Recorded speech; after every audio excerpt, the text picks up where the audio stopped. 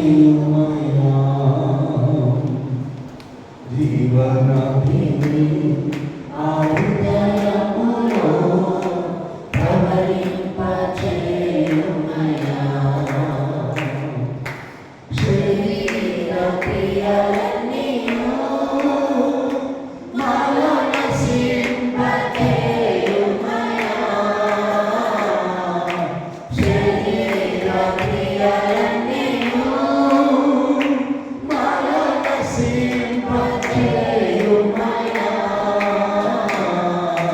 జీవనదిని ఆయుధములో ప్రవహింపచేయుమయా జీవనదిని ఆయుధములో ప్రవహింపచేయుమయా.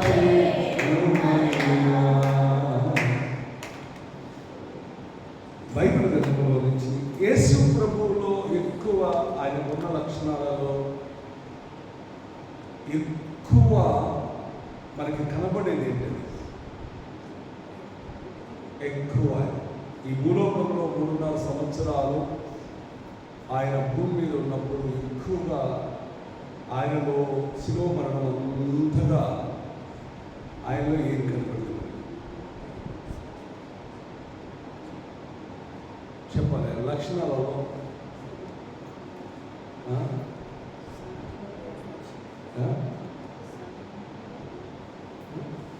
చెప్పండి ఏదో చెప్పండి మంచి మనసు ఇంకా ప్రేమ ఇంకా సహనం దగ్గరికి వచ్చారు ఇంకా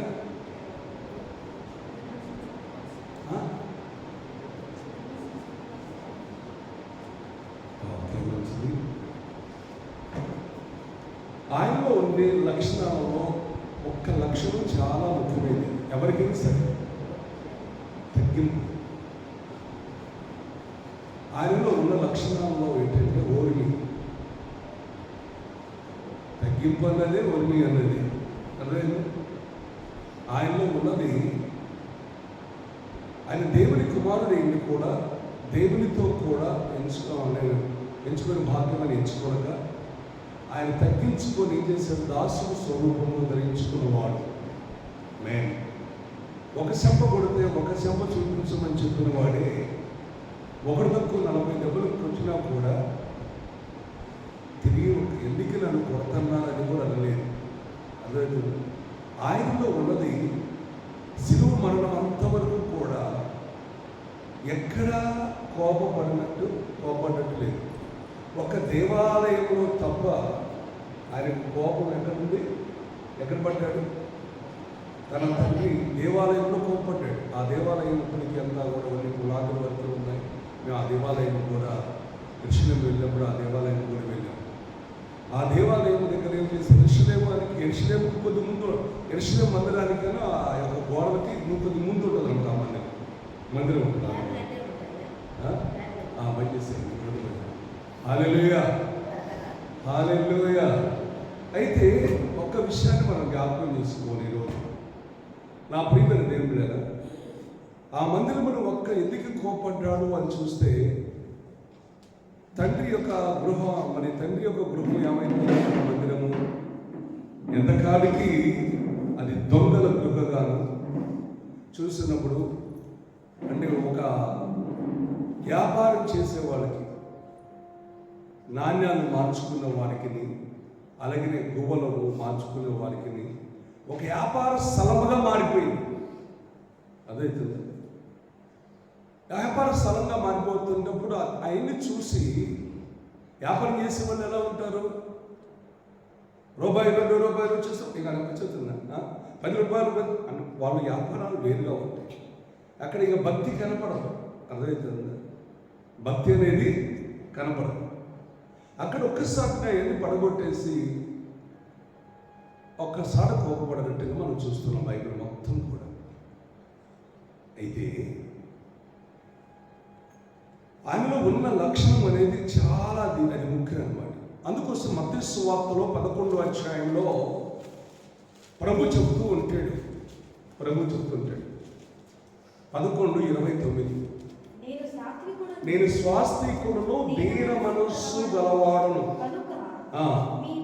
మీ మీద నా కాడి ఎత్తుకొని నా యుద్ధం నేర్చుకుంది. ఏం నేర్చుకోవాలి ఇప్పుడు మనం? అమ్మ, నేను స్వాస్తికుడును దీన మనస్సు గలవాడును, మీరు నా యొక్క కాడి ఎత్తుకొని నేర్చుకొని. ఈ భూలోకంలో క్రైస్తవ యొక్క జీవితంలో నేర్చుకోవడం అనేది తక్కువైపోతుంది. అర్థమవుతుందా? నేర్చుకోవాలి. ఇప్పుడు మనం ఇంటికి పోగానే ఇప్పుడు ప్రార్థన చేసుకొని ఇంటికి పోగానే మన కోపం వచ్చే పని ఏదో ఉంటుంది, ఏదో ఒకటి ఇంటికాడ ఉంటుంది, తొందరపడతాం. లేకపోతే మన భర్త కొద్దిగా లేట్ అయిందని లేకపోతే కోపంతో ఒక మాట అంటాడు. మనకి ఏం రావాలి? కోపం రాకూడదు. ఏం రావాలి? ఎవరిని వస్తూనే ఉండాలండి, మనకు ఉండాలి. అదేందా? తగ్గింపు జీవితం అనేది చాలా ముఖ్యం. మన భర్తే కావచ్చు, మన అమ్మాయి నాన్న కావచ్చు, ఎవరైనా సరే. బైబిల్ మొత్తం కూడా నేను చూసినప్పుడు చాలా జాగ్రత్తగా గ్రహించింది. ఈరోజు పేతురు రాసిన పత్రికలో పోతాం. 5వ అధ్యాయం 5వ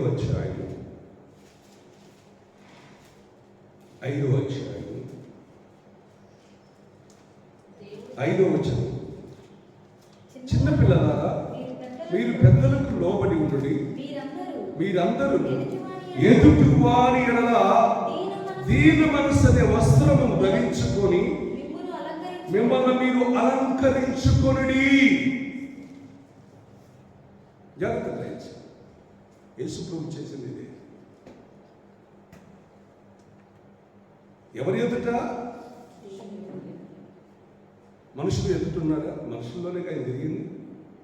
చూడండి, చిన్నపిల్ల మనతో ఏం చెప్తున్నాడు ఇక్కడ పేతురు పత్రికలో? చిన్నపిల్లలారా, మీరు పెద్దలకు లోబడి ఉండుడి, మీరు అందరూ ఎదుటి వారి ఎడల దీన మనస్సు అనే వస్త్రమును ధరించుకొనుడి. ఏం ధరించుకోవాలంటే దీన మనస్సు అనే వస్త్రములను ధరించుకోవాలి. ఉమ్ము వేసిన నీ పగస్తుడు నేను ఉమ్ము వేసిన తుడుచుకొని పోబోయే మనసు. ఒక చెంప కొడితే రెండో చెంప చూపించే మనసు. చంపుతాడంటవా? వామ్మ చంపుతారేమో అయ్యారో. ఏం చంపడం? నువ్వు నాయనగా కరెక్ట్గా మాట్లాడుతున్నప్పుడు ఇప్పుడు యేసుప్రభు మీద ఎందుకు చంపబోయారు? యేసుప్రభుని ఎందుకు సిలువ వేశారు? తగ్గించుకున్నదిగా, కరెక్ట్గా మాట్లాడినది. మీరు కరెక్ట్గా మీరు ఉంటుంది పద్ధతి కాదు. ఉండేది మీరు క్రమంగా ఉండట్లేదు, మీరు పరిశుద్ధంగా ఉండట్లేదు. నా తండ్రి చెప్పింది ఒకటైతే మీరు చేసేది ఒకటి. అదే ఇప్పుడు ధర్మశాస్త్రం చెప్పేది ఒకటైతే వీళ్ళు చేసేది ఒకటి. అందుకోసం మనకు చూస్తున్నప్పుడు ఆయన బోధించే విధానంలో సత్యాన్ని బోధిస్తున్నాడు. అప్పుడు వీళ్ళకి ఏమనిపిస్తుంది? తప్పు చేసిన వారికి ఏమనిపిస్తుంది? చెప్పరే ఈడోడు నాకు అర్థం కావట్లేదు, ఎక్కడి నుంచి వచ్చాడు మాతో మాట్లాడతాడు అంటే అట్నే అనిపిస్తుంది కదా. మాకు చెప్పేవాడే. ఇప్పుడు తల్లిదండ్రులకి మనమే పిల్లలుగా మనం చెప్పామనుకోండి, ఏమనిపిస్తుంది? నాకు పుట్టిన నేను నాకు తెలుసురా, యేసు పెట్టు నాకు తెలుసు. పుట్టక మునిపే నువ్వు పుట్టలా, నేను చిన్నప్పుడే చర్చికి పోయా, నువ్వు నాకు చెప్తున్నావా అని అంటారు కొందరు. అవునా కదా? ఒకటి సత్యాన్ని మనం బోధించేటప్పుడు మనలో ఉండాల్సింది ఏంటంటే సత్యమే ఉండాలి. ఖచ్చితంగా మనలో ఉండాల్సింది ఏంటంటే ఓర్మి ఉండాలి. అర్థమవుతుందా? ఓర్మి ఉండాలి. నా తండ్రి చిత్తము లేకుండా నీ మీద చెయ్యటానికి కూడా ఎవరి వల్ల కూడా కాదు. అలా ఉండగలిగితే ఇప్పుడు జాగ్రత్తగా గ్రహించింది. దేవుడు ఎన్నో వాగ్దానాలు మనకి ఇచ్చాడు. దివ్యస్కాండంలో చెప్పిన మాట ఏంటి తెలుసా? ఇశ్రాయేలు ప్రజలకి 28వ అధ్యాయంలో 7వ వచనం అనుకుంటా, చదవండి. 7వ వచనంలో రాయబడిన ఒక మాట, నీ మీద పడు శత్రువులు యెహోవా నీ ఎదుట హతమవునట్లు చేయును. వారొక తోవన వచ్చి 7 తోవలు పారిపో. అలాగనే పాల్గొట్టాడు దేవుడు ఇశ్రాయేలు పక్షాలు, అవునా? కానీ అప్పుడు మనం అప్పుడు లేవు. ఇప్పుడు మన కృపాకాలంలో ఉన్నాం. యేసు ప్రభు మనకి ఏ విధానాన్ని నేర్పాడో ఆ విధానాన్ని మనం నేర్చుకొని ప్రవర్తించాలి. అర్థమవుతుందా? నేర్చుకొని వాటిని మనం ప్రవర్తించాలి. అందుకోసం యేసు ప్రభు ఎలా ఉన్నాడు అనేది ఈరోజు నీకు కొన్ని విషయాలు పరిశుద్ధాత్మ దేవుడు చెప్పాలనుకున్నాడు. 20వ అధ్యాయం, మత్తయి సువార్త 20వ అధ్యాయం 26-27. మత్తయి సువార్త. మీలో అలా ఉండకూడదు. మీలో ఎవడు గొప్పవాడై ఉండాలని కోరుకుంటున్నాడో అమ్మా, అర్థమవుతుందా? మీలో అలా ఉండకూడదు. ఇంకా కొంచెం 24 నుంచి చదువుతాము. తక్కిన 10 మంది శిష్యులు ఈ మాట విని ఆ ఇద్దరు సహోదరుల మీద కోపడ్డాడు. కనుక యేసు తన యొద్దకు వారిని పిలిచి అన్ని జనులలో అధికారులు వారి మీద ప్రభుత్వం చేయుదురనియు వారిలో గొప్పవారు వారి మీద అధికారం చేయుదురనియు మీకు తెలియను. మీలో అలా ఉండకూడదు. మీలో ఎవడు గొప్పవాడిగా ఉండాలనుకుంటున్నాడో వాడు మీ పరిచారకుడే ఉండాలి. అసలు యేసు ప్రభు శిష్యులకి ఎందుకు కోపం వచ్చింది వాళ్ళ మీద? 20 నుంచి చదువుతామా? అప్పుడు జబదయి కుమారుడు యొక్క తల్లి తన కుమారుడితో ఆయన యొద్దకు వచ్చి నమస్కారం చేసి ఒక మనవి చేయబోగా నువ్వేమి కోరుచున్నావు అని ఆయనను అడిగాను. అందుకు ఆమె నీ రాజ్యమందు. అర్థమవుతుందామా? తల్లి ఏమడుగుతుంది? తన కుమారుడు తీసుకొచ్చి నీ రాజ్యములో నా ఇద్దరు కుమారులు ఒకడు నీ కుడి వైపును ఒకడు ఎడమ వైపును కూర్చుండా సెలవిమ్మని ఆయన అడిగింది. అర్థమవుతుందా?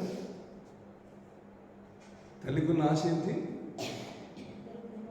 తన ఇద్దరు కుమారులు కూడా ఆయన రాజ్యంలో నా ఇద్దరు కుమారులు కుడి పక్కన ఒకడు ఎడం పక్కన ఒకడు కూర్చొనిచ్చినట్టుగా ఆజ్ఞయ్యా అని తల్లి కోరిక అడుగుతుంది. ఎందుకంటే తల్లి పరిపూర్ణంగా మార్పులు పొందింది.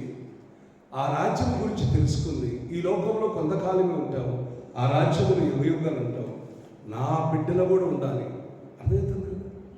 నా బిడ్డలు కూడా అక్కడ ఉండాలి. అందుకు యేసు అసలు మీరు ఏమడుగుతున్నారు? అది మీకు తెలియదు. నేను తాగుబో గిన్నెలోది మీరు తాగగలరా అడగగా మేము తాగగలమని చెప్తున్నా. మీరు నా గిన్నెలోని తాగుదురు కానీ నా కుడి వైపును నా ఎడమ వైపును కూర్చుండిచ్చుట నా వశములో లేదు. నా తండ్రి చేత ఎవరికి సిద్ధపరిచినో వారికి మాత్రమే ఉంది. కోపడ్డప్పుడు అది నువ్వు నా పక్కన కూర్చుంటా అన్నాడు. అల్లా అర్థమైంది? నా తండ్రిని ఎవరికి సిద్ధపరుస్తాడో వారిని అన్నాడు. ఆయన తల్లి చిత్తం అవ్వడానికి కదా, ఏం చిత్తం కాదు కదా. ఈ భూలోకానికి మనిషి కుమారుడుగా వచ్చాడు. అధికారం ఇవ్వడానికి అధికారం కూడా ఆయనకి లేదు. చదువు. ఏం చేశారు? తగ్గిన 10 మంది శిష్యులు ఏం చేశారు? ఇప్పుడు ఈ మాట విని ఆ ఇద్దరు సహోదరుల మీద కోపడ్డారు. అర్థమవుతుందమ్మా? అంటే వీళ్ళ ఉద్దేశం ఏంటి? ఏముండకూడదు అసలు. యేసుప్రభు కోపడ్డాడు ఆ మాట అడిగినందుకు. శిష్యులు ఇప్పుడు పిలిచి అడుగుతారు ఏమంటున్నారు తెలుసా? చదువు. ఇప్పుడు శిష్యులు చదువు. యేసు తన యొద్దకు వారిని పిలిచి అన్ని జనులలో అధికారులు వారిలో గొప్పవాడు మీకు తెలియదు. మీలో అలా ఉండకూడదు. ఎవడు గొప్పవాడై ఉండాలని కోరుకుంటున్నాడో పరిచారకుడై ఉన్నవలను గట్టిగా సంపద. అక్కడ గొప్పవాడుగా ఉండాలంటే ఇక్కడ ఏముండాలి? తగ్గించుకొని ఇక్కడ ఏమైపోవాలంటే నువ్వు కరిగిపోవాలి. కొవ్వొత్తిలాగా అనేకులకు వెలిగిస్తూ కరిగిపోవాలి. అమ్మా నాన్న మాట వినేవాడు గట్టిగా చెప్పండి. ఇప్పటికి వింటున్నానయ్యా, పెద్ద అయిన తర్వాత కూడా, పెళ్ళైన తర్వాత కూడా మా అమ్మ మాట దెబ్బదాటను, మా అమ్మ మా నాన్న ఏం చెప్తే అదే చేస్తానని వాడు గట్టిగా చెప్పండి. మంచి నేను అనేది ఏంటంటే తల్లిదండ్రులు మంచిగా చెప్తారు, చెడు చెప్పరు కదా. కొంతమంది ఉంటారేమో చెడు చెప్పేవాడు, అది ఎక్కడో ఒకడు ఉంటారు. అర్థమైందా? అందుకోసమే మనం దేవుని సన్నిధికి వచ్చేటప్పుడు ఆటోమేటిక్గా ఒక విషయాన్ని జ్ఞాపకం చేసుకోవాలి. ఎప్పుడైనా సరే తల్లిదండ్రులు పిల్లలకు మంచి కోరుతారా, చెడ్డ కోరుతారా? ఏమో మంచి కోరుతారా, చెడ్డ కోరుతారా? మంచి కోరుతారు. కనుక ఇప్పుడు యేసుప్రభు మంచి కోరుతున్నాడా, చెడ్డ కోరుతున్నాడా? నువ్వు మంచివాడు, నువ్వు గొప్పవాడు అవ్వాలని కోరుకుంటున్నాడా, నువ్వు తక్కువ దానిగా అవ్వాలని కోరుకుంటున్నాడా? నా పిల్లలందరూ కూడా నా కుటుంబాక్షమున ఉండాలని ప్రభు ఆశపడుతున్నాడు. గట్టిగా చేద్దామా? చూడండి, యోహాను సువార్త 13వ అధ్యాయం 4వ వచనం. భోజన పంక్తిలో నుండి లేచి యేసు ప్రభు ఏం చేశాడు? తన పై వస్త్రమును అవతల పెట్టివేసి, ఈరోజు రాత్రి జరిగే విషయం ఇది. అర్థమవుతుందా? ఒక తువాలు తీసుకొని నడుమునకు కట్టుకొని అంతటా పళ్ళెములో నీళ్లు పోసి శిష్యులు పాదములు కడుగుటకును తన కట్టుకున్న తువాలతో తుడుచుటకును మొదలుపెట్టింది. ఇట్లు చేయించు ఆయన సీమోను పేతురు యొద్దకు వచ్చినప్పుడు అతడు, ప్రభువా, నువ్వు నా పాదములు కడుగుదువా ఆయనతో అనేది. అందుకు యేసు, నీవు చేయుచున్నది ఇప్పుడు నీకు తెలియదు, ఇక మీదట నువ్వు తెలుసుకుందువు అతనితో చెప్పగా, పేతురు, నువ్వెన్నడు అయ్యా, నువ్వెన్నడు నా పాదాలు కడగరాదు. ఆయన అసలు ఎందుకు కడగొద్దన్నాడు? పేతురుకు ఒకటి తెలుసా? ఆయన ఎవరని? ఈ భూమి ఆకాశం సృష్టించిన సృష్టికర్త అయిన ప్రభు అని, ప్రభు అని, రాజులు రాజు అని, ఆయన దేవుడని తెలుసు కనుక, అయ్యా నువ్వు నా పాదాలు కడగడానికి ఎన్నడూ కడగదు. అప్పుడు ప్రభు అంటాడు చదవండి. అందుకు యేసు, ఇప్పుడు నేను చేయించున్నది నీకు తెలియదు, కానీ చెప్పగా పేతురు ఆయనతో అనెను. అందుకు యేసు, నిన్ను నీవు కడగని ఎడల నాతో నీకు పాలు లేదనెను. సీమోను పేతురు,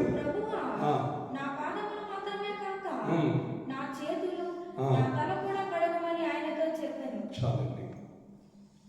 అవునమ్మా, ఒక్క నిమిషం మళ్ళీ అక్కడే ఆఫ్ చేయండి. ఇప్పుడు ఏమన్నా, నీ పాదములు నేను కడగపోతే నీకు నాకు ఇంకా పాలు లేదన్నాడు. అయితే అట్టయితే అయ్యా నిలువెల్లా కడగమన్నాడు. అర్థమైందా? స్నానం చేసిన తర్వాత ఒక్కసారి కాళ్ళు కడిగితే చాలు అన్నాడు. యేసు ప్రభువే తన చూస్తున్నప్పుడు తన శిష్యులు పాదాలు కడిగారు. ఇప్పుడు మనం అన్ని జనుల్లో మనం చూస్తుంటాం, పెళ్ళేటప్పుడు అత్త మామ ఏం చేస్తారు, అల్లుడు కాళ్ళు కడుగుతారు. అవునా? చెప్పలేదమ్మా. ఎందుకని అల్లుడు కాళ్ళు కడిగి కొంతమంది వ్యక్తి మీద పోసుకుంటారు.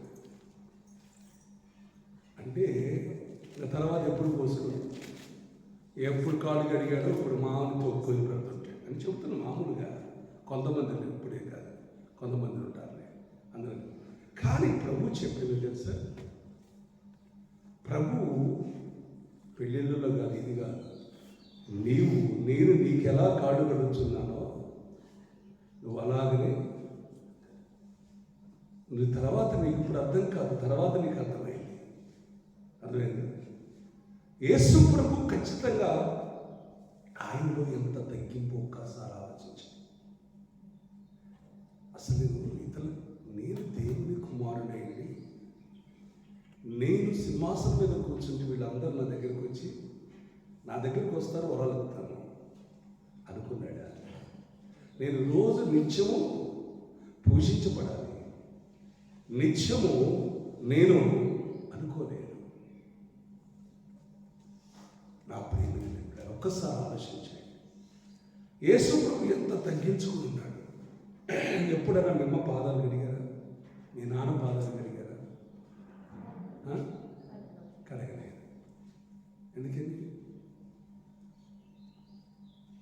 ఎందుకని కదా? ఎందుకంటే మనం ఒక్కసారి 8 సంవత్సరాల నుంచి మనం వాక్యం వింటున్నాం.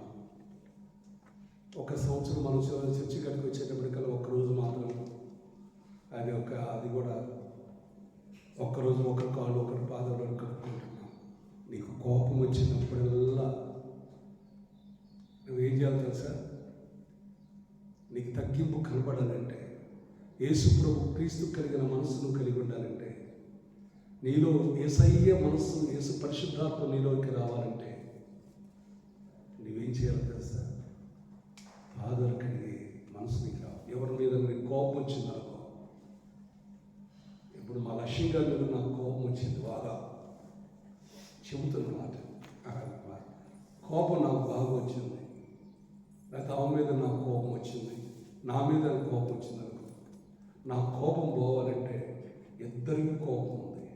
నా కోపం తగ్గాలంటే నేనేం చేయాలి? నాకంటే నేను తగ్గించుకొని పోయి తన పాదాలను నేను కడగాలి. అదేందా? వద్దు అంటే చెప్తున్నమాట, వద్దులేయండి లేదమ్మా. నాకు ఎందుకు వస్తుందో ఇవన్నీ ఒకటి గుర్తుంచుకోండి. మనిషి జీవితంలో ఎప్పుడైనా సరే యేసుక్రీస్తు కలిగిన ఆ మనస్సు మనకి కావాలి. అప్పుడు చదువు పేతురు ఏమంటున్నాడు? ఇప్పుడు చదువు. యేసు అతన్ని చూసి స్నానము చేసిన వాడు పాదములు తప్ప ఏమీ కడుక్కోనక్కరలేదు, అతడు కేవలం పవిత్రుడాయెను. మీరు పవిత్రులు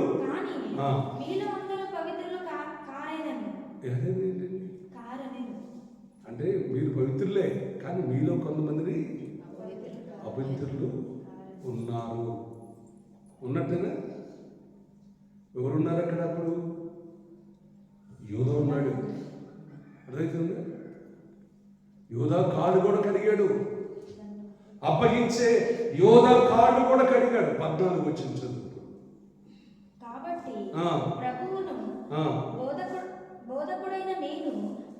ప్రభువుని బోధకుడని నేను మీ పాదములు కడిగిన ఎడల ఒకరి పాదములు ఒకరు కడగవలసినది. గట్టిగా తగ్గింపు. అదేనా? ఇది చేయట్లా అమ్మా, ఇది చేస్తున్నా. ఒక్క విషయాన్ని జ్ఞాపకం చేస్తాం. ఎవరు మనుషులు ఏదో అనుకుంటాడని అనుకోవద్దు. నువ్వు గొప్పవాడిగా ఉండాలంటే నువ్వు తగ్గించుకోవాలి. నువ్వు తగ్గించుకోవాలి. ఒకరి చర్చిలోనే కడగమంటలు నీ ఇంటికాడైనా సరే నువ్వు తగ్గింపు జీవితం కలగాలంటే నీ భర్త కాడు కడుగు, కావాలంటే భార్య కాడు కూడా కడగడానికి ఇష్టపడాలి. దానికి కాదు లేదు, నువ్వు తగ్గించు. ఎక్కడ ఉండాలంటే ప్రభుత్వం కూడా యుగయుగాలు ఉండాలంటే, ప్రభుత్వం కూడా యుగయుగాలు నువ్వు ఉండాలంటే వాడు దుర్మార్గుడు అయ్యారు, వాడు కాళ్ళు నేను కడగను, వాడు దుర్మార్గుడు కానీ నీకు ఏమన్నా అవసరం, నువ్వు పవిత్రంగా ఉండాలి. ఇప్పుడు యేసుప్రభు శిష్యులందరినీ కూడా పాదలు కడిగాడు, కానీ కొందరు ఉన్నారు కదా, ఉన్నాయి, చేసేది ఏం లేదు. ఎప్పుడు గుర్తొస్తుందో తెలుసా? ఈ లోకం విడిచిపెట్టిపోయి ఎత్తపడ్డ తర్వాత అప్పుడు అయ్యో నా భార్య ఎంత తగ్గించుకుని ఉండేది, ఎంత తగ్గించుకుని ఉండేది. కొంతమందిని నేను చూస్తూ ఉన్నాను. ఒక ఇంటికి నేను వెళ్ళాను, తన భర్త సైకిల్ దెక్కుకొని వచ్చిన వ్యాపారం చేస్తున్నాడు. ఆయన జాంకాయ వ్యాపారం చేసుకుని వచ్చాడు. సైకిల్ దొక్కుని దగ్గర 20-30 కిలోమీటర్లు దొరికాడు. ఆయన వయసు 52 సంవత్సరాలు. ఇంకా నాకంటే చిన్నవాడే. వాళ్ళ ఆమెగారికి ఎనుక ఒక 10 సంవత్సరాలు తేడా ఉంటుంది. 42-43 ఉంటుంది. రాగానే కాళ్ళు కూడా కడుక్కోలేదు. పాపం పొయ్యి వచ్చేసి ఎలాగో పొయ్యి వచ్చేసి చుడిపడిపోయి అట మంచులు కొద్ది దాకా మంచం మీద వాలిపోయాడు.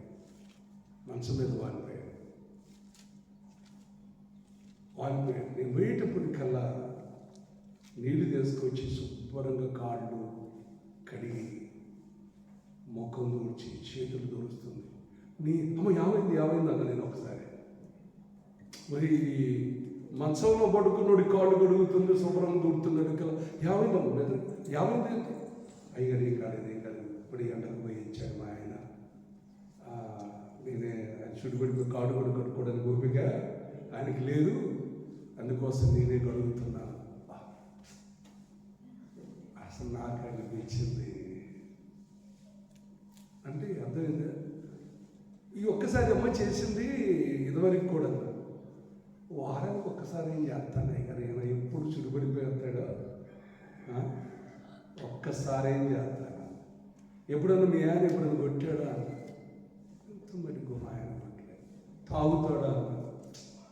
సార్ ఇంకెట్ట పెట్టుకోండి చెప్పు, ఎక్కడ పెట్టుకోండి? నెత్తిన పెట్టుకుంటుంది. నేను స్తోత్రం కలుగుతా. గడిగలు చేద్దామా? హల్లెలూయా. నా ప్రియమైన దగ్గర నుంచి కొన్ని కుటుంబాలు చూస్తున్నాను, కొంతమందిని విధేయతను చూస్తున్నాను. ఎందుకంటే ఒక్కొక్కసారి నేను చూసినప్పుడు దేవుని ఆత్మ ఇక్కడ పనిచేస్తుంది. దేవుని ఆత్మ ఉన్నప్పుడు ఆ మనసు మనకు వస్తుంది. చాలామంది నేను పరిశుద్ధాత్మను పొందుకున్నాను, నా ఆత్మ కలిగి ఉన్నాను అనుకుంటాడు, కానీ క్రియల కాడికి వచ్చేకల్లా తేడా వస్తుంది. అదైతుందా? క్రియల కాడికి వచ్చేకల్లా తేడా వస్తుంది. క్రియలు లేని విశ్వాసము మృతం. అందుకోసం జాగ్రత్త. యేసు ప్రభు ఏం చెప్పాడు? అది క్రియల ద్వారా చూపించాడు. అవునా కదా? శిలువ మరణం అంతగా తగ్గించుకుని ఉన్నాడు. ఒకరు తక్కువ 40 దెబ్బలు కొట్టమని ఆజ్ఞాపించినా కూడా చూసినప్పుడు ఆ దెబ్బలు తినడానికి సిద్ధపడ్డాడు. ఆయనకి ముళ్ళకిట్టెను గనిపి చేసిన అక్కడ కూడా బాధ భరించాడే, కానీ ఏమన్నది కోపము రాలేదు. యేసు ప్రభు ఒక్కసారి కోపం తప్ప తర్వాత ఎక్కడ కూడా ఆయన కోపపడినట్టు లేదు. మరి మనం ఎన్నిసార్లు కోపడుతున్నాం? ఒక్కొక్కసారి కోపము దేని మీద చూపిస్తాం తెలుసా? కుక్కల మీద చూపిస్తాం, గిన్నెల మీద చూపిస్తాం. మనొక చీపిరి చిరేస్తుంది, చీపిరి మీద కూడా చూపిస్తున్నారు కోపాన్ని. ఆ పక్కన అన్ని జీవులు ఉంటారు, చర్చికి వెళ్తున్నారు, ప్రార్థన చేస్తున్నారు, వీళ్ళకేంటి? ఒకటి గుర్తుంచుకోండి నా ప్రియమైన దేవుడా, అవతల వ్యక్తిలో ఉండి చూసినప్పుడు నేను ఎంత చికాకు చేసినా, ఎన్ని మాటలు అన్నా కూడా నీ నోటి నుంచి ఏం రాకూడదు తెలుసా? ఒక్క మాట కూడా బయటికి రాకూడదు. సముద్రంలో కూడా అట్లనే చూసుకుంటూ ఉండాలి అయ్యారంటే సామాన్యం చనిపోదాం. ఎక్కడికి పోదాం? చనిపోతే ఎక్కడికి పోతాం? ఏమే స్టెప్పుల గురించి అన్నారు కదా, నేను చనిపోనిస్తాడు దేవుడు. తగ్గింపు స్వభావం కావాలి.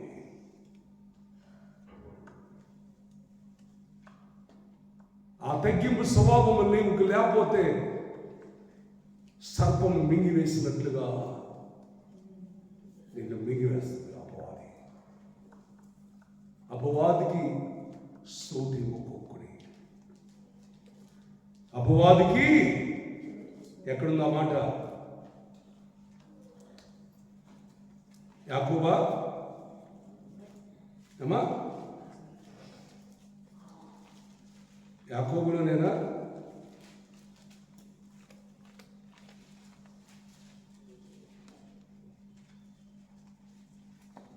అపవాదికి ఎపిసి రాసిన పత్రిక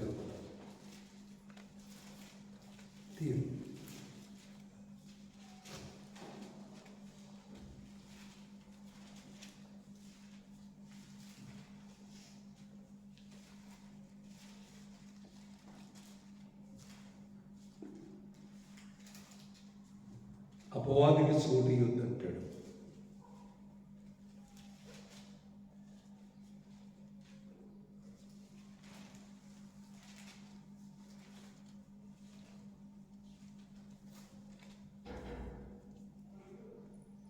అపవాదికి చోటు ఇవ్వకుడి, అది నీ యొద్ద నుండి.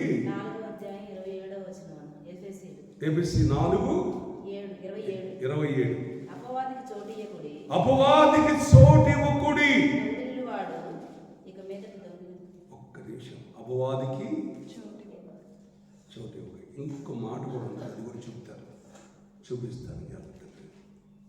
మనలో ఎప్పుడు కోపం ఉంటుందో, ఎప్పుడు కోపము మనం ఉంటుందో అపవాదికి అవకాశము ఇచ్చినట్టే. ఎఫెసీ 4:27. అపవాదికి చోటు ఇవ్వకుడి. చోటు ఇవ్వకుడి. చూడండి, నీకు బైబిల్ గ్రంథంలో యాకోబు 4:7. యాకోబు 4:7. మీరు దేవునికి లోబడి ఉండండి. మనం ఎదిరించాల్సింది ఎవరిని? అమ్మా, మనుషుల్నా అపవాదినా? అర్థమవుతుందా? దేవునికి లోబడి ఉండుడి, అపవాదిని ఎదిరించుడి, అప్పుడు నీ యొద్ద నుండి పారిపోనుగాక. ఎప్పుడు మీరు లోబడి ఉండాలి. మీరు తగ్గించుకున్నప్పుడు సాతానా ఒక మాట ఏమైంది?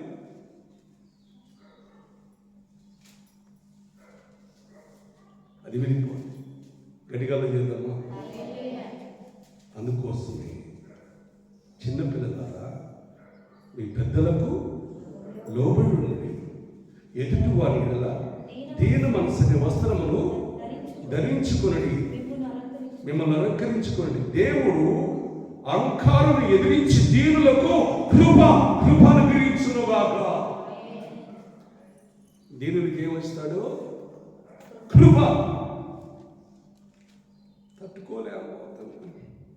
40 సంవత్సరాలు పెళ్ళయింది, 50 సంవత్సరాలు అయిపోయింది, ఇంకా నా వల్ల కావట్లేదు అనుకో. ఎప్పుడు దాకా సహించాలి? అందుకోసం పేతురు అడిగాడు కదా, అయ్యా నా స్నేహితుడు తప్పు చేస్తున్నప్పుడు ఎంతవరకు క్షమించమంటావు? అమ్మా 7 సార్లు చాలన్నాడా? 77 వరకు నువ్వు క్షమిస్తూనే ఉండవు. ఎప్పటిదాకా? మరియమ్మ గారు ఎప్పుడు దాకా క్షమిస్తూనే ఉండాలా? ఎన్ని సంవత్సరాలు వచ్చింది ఇప్పుడు? 60 ఏళ్ళు వచ్చిందిగా, 52 వచ్చింది. ఇంకా 70 రావాలంటే ఇంక ఎన్ని సంవత్సరాలు ఉన్నాయి? ఇంకా 18 సంవత్సరాలు దాకా. అప్పుడు దాకా ఓపిక ఉంటుందా? ఏగారంటే ఎవరిని అడగాల? ఎవరిని అడగాలి? దేవుని అడుగు అంతే. అంటే అప్పుడు దాకా ఉంటాయి అంట ఇదే బాధలు ఉండవు. క్షమిస్తున్నాడు క్షమించు. నీలో ఉండాల్సింది ఏంటంటే 70 సంవత్సరాలు వచ్చేంత వరకు, 70 ఏళ్ళ వరకు క్షమిస్తూనే ఉండదు. నీ భర్తే కావచ్చు, నీ పిల్లలే కావచ్చు, ఎవరైనా కానీ. అమ్మాయి అవతల అంత మాత్రం అంటే నీ కోపం లేదా? నువ్వు అన్నం తింటలేదా? ఉప్పు కారం తింటలేదా? అని ఉప్పు కారం తింటలేదు, ఏమి తింటలేదు. నేను ఏసయ్య శరీరాన్ని తింటున్నాను, ఏసయ్య రక్తాన్ని తాగుతున్నాడు, అందుకోసం నా కోపము లేదు. అది ఆయన దేవుడు కుమారుడు కాబట్టి సహించాడు. నువ్వు మనిషిగా, నేను మనిషినేనయ్యా, నాలో ఉన్నాడు ఒక ఆయన, ఏసయ్యే నాలో ఉన్నాడు. జీవించువాడు నేను కాదయ్యా, ఏసయ్యే నాలో జీవిస్తున్నాడు. గట్టిగా చేద్దామా? అన్నీ పోయిన తర్వాత కాదా, ముసలోళ్ళు అయిపోయిన తర్వాత అన్నీ అయిపోయిన దాకా తగ్గించుకోవడం కాదు. మనం ఎప్పుడు ఉండాలి చెప్పడేంటి? ఇప్పుడే మనం ఎవరి కాలం నుండి ఏం చేయాలి? ఇప్పుడు ఏం చేయాలి? తగ్గించుకోవాలి. ఇప్పుడు నేను ఎంత పరిచయం చేస్తున్నానో, ఎంతగా ఉన్నాను, సపవాది నన్ను మిగడానికి వస్తుంది. పొద్దునైతే పెద్ద కొండసులు నన్ను మిగడానికి వస్తుంది. ఇద్దరు వచ్చారు వ్యక్తులు, లోపలికి రానికుండా దాన్ని తలకాయ మీద వేసి చంపుతున్నారు. నేను పోయి అది సచ్చిందా లేదా అని మన తలకాడే కాలు పెట్టి ఎట్లా అంటున్నా. ఎట్లా అంటే చచ్చినా కూడా ఏం చేస్తుందో తలకాయ చచ్చింది, తలకాయ చితగొచ్చాడు, ఆ తోక ఊపుతుంది. అదేందా వీళ్ళిద్దరు ఏమంటున్నారు తెలుసా? అయ్యారు మీకెందుకు, మీరు వెళ్ళండి, మేము ఉన్నాం కదా, దాన్ని ఏమి కాని అని ఇద్దరు వ్యక్తులు తెల్లటి వస్త్రాలు వేసుకున్నారు. ఇద్దరు వ్యక్తులు, మేము ఉన్నాం కదా, మీరు శుభ్రంగా ఇక్కడికి ఎందుకు వచ్చారు? చూద్దాం వచ్చాను, చచ్చిందా చావలేదని వచ్చాను చూడటానికి, మీరు శుభ్రంగా కాడు కడుక్కోండి అని బోర్డు దగ్గరికి వెళ్ళి శుభ్రంగా నేను కాడు కడుక్కుంటున్నాను. గడిగల చేద్దాం. దాని అర్థం ఏంటి అంటే, నా కోసం ఒక ఇద్దరు దూతలు ఉన్నారు. అపవాది ఏం చేస్తుందంటే ఎప్పుడు కూడదని మనం తగ్గించుకుని మింగాలని చూస్తుంటుంది. నా తండ్రి అవకాశం ఇవ్వకుండా మన తగ్గింపే మనం కాపాడుతుంటుంది, మన పరిశుద్ధతే మనం కాపాడుతుంటుంది, మన భక్తే మనని కాపాడుతుంటుంది. ఈ బలహీనతలు ఎన్ని ఉంటాయా, అవి వస్తుంటాయి పోతుంటాయి. ఆ బలహీనత కూడా మన దేవుడే పెడతాడు. లేకపోతే మనం హుషారుగా బాగా యాక్టివ్గా ఉన్నాం అనుకో, మనం ఆగంగా హల్లెలూయా ఆగుతామా? ఆగం. అందుకోసం దేవుడు పౌలు గారికి పెట్టినట్టుగా ముళ్ళు, ఏదో ఒక ముళ్ళు దేవుడు మనకి పెడతాడు. నేను ఎప్పుడు బలహీనునో అప్పుడే నేను బలవంతుని అంటాడు. గట్టిగా చేద్దామా? అందుకోసం ఇంకొక మాట చెప్పేసి మీకు ముగిస్తాను. యాకోబు రాసిన పత్రిక 1:4-6 చదవండి. ఒక్క మాట 4:6. ఆయన ఎక్కువ కృపనిచ్చు, ఏంటంటే ఆయన ఎక్కువ కృపనిచ్చును, అహంకారం ఎదిరించి దీనులకు కృపానుగ్రహించునుగాక. మీకు ఏం కావాలి? ఇప్పుడు ఏం కావాలి?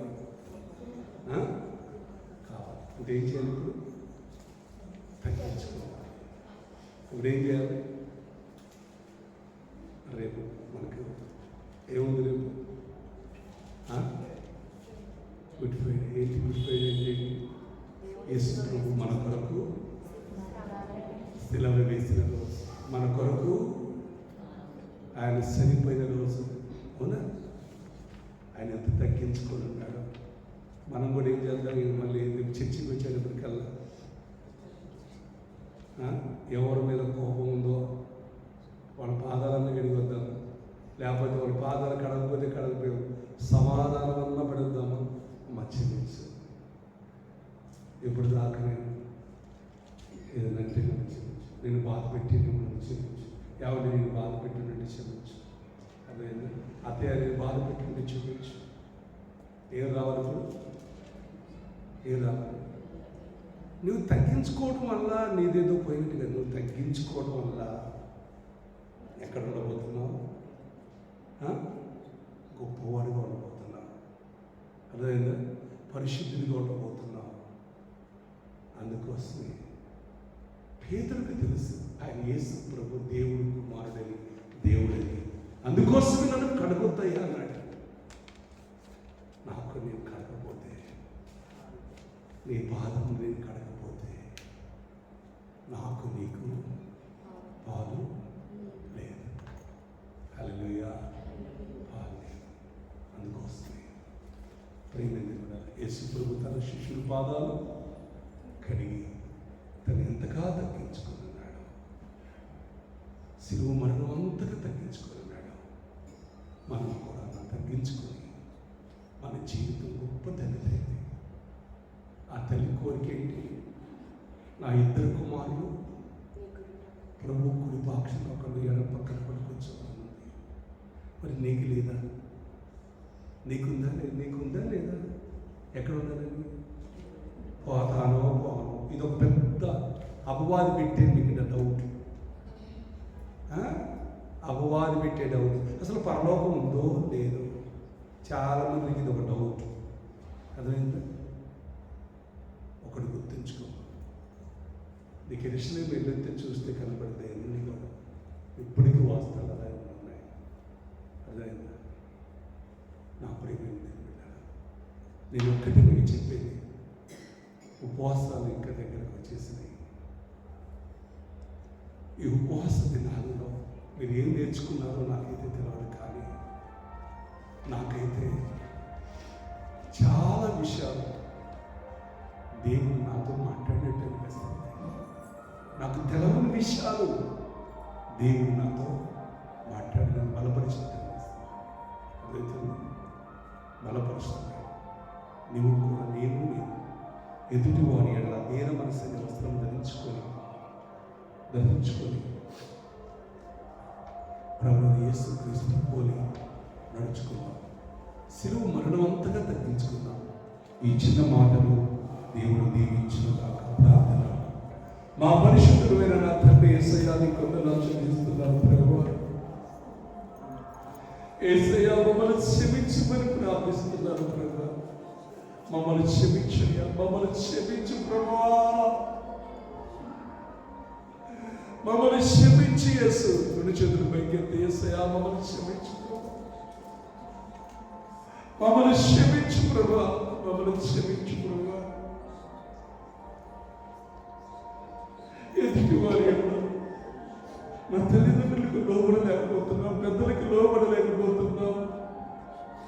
మేము ఎదురు మాట్లాడుచున్నామేమో ప్రభా, ఎవరైనా బాధపడుతున్నామో క్షమించయ్యా, క్షమించు. ఎదుటి వారి ఎడల దీన మనసనే వస్త్రము ధరించుకునే భాగ్యాన్ని నాకు దయచేయి ప్రభా, దయచేయి.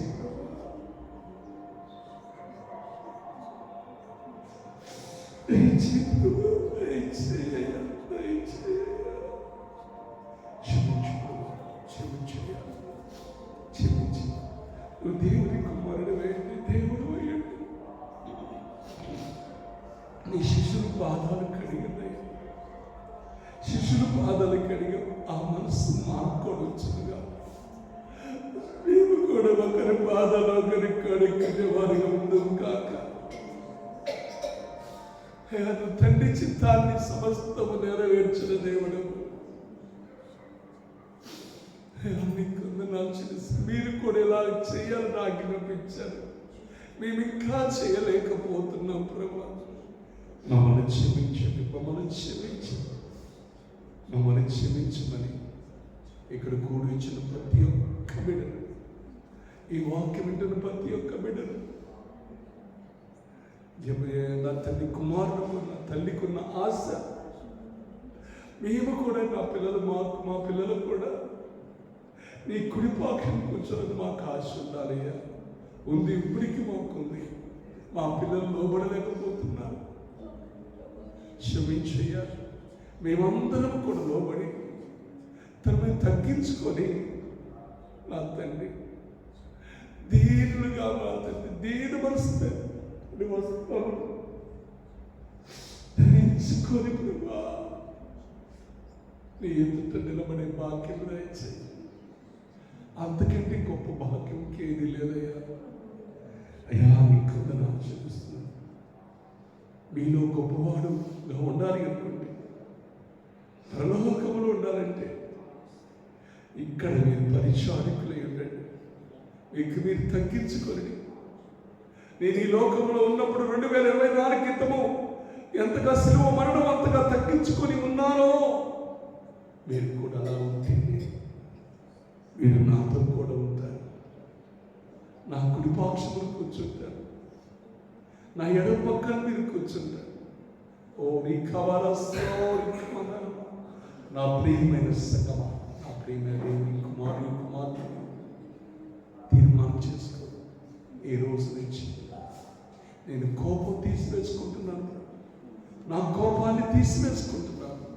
ఈ రోజు నీ ఎదుట దీన మనసుని వస్త్రము ధరించుకునే వాక్యాన్ని ప్రతి ఒక్కరికి మంచి నాలబడి నిద్రను పోనివని నా తండ్రి యోగ్యమైన మంచి మనసుతో వాక్యం నీ బిడ్డలు తను తాను సరి చేసుకుని ఉండే గొప్ప వాక్యం మాకు నీ బిడ్డలు కనుకరించమని యేసుక్రీస్తు నామములో ప్రార్థించి వేడుకుంటున్నాము తండ్రి. ఆమేన్. యేసు రక్తం నుంచి, శిలువ రక్తం నుంచి, యేసు నామమున సంపూర్ణ విషయం కలుగుగా తండ్రి యొక్కయు కుమారుని యొక్క పరిశుద్ధాత్మ ఎల్లప్పుడూ మనకు తోడై ఉండును గాక. ఆమేన్. పరలోకమందు నా తండ్రి నీ నామం పరిశుద్ధపడును గాక, నీ రాజ్యం వచ్చును గాక, నీ చిత్తము పరలోకమందు నెరవేరినట్టు భూమి మీద నెరవేరును గాక. మా అనుదిన ఆహారం నేను మాకు దయచేసి మన రుణస్తులను క్షమించుగాక, మా రుణములను క్షమించు, మమ్మల్ని శోధనలోకి తేక దృష్టి నుంచి తప్పించుము.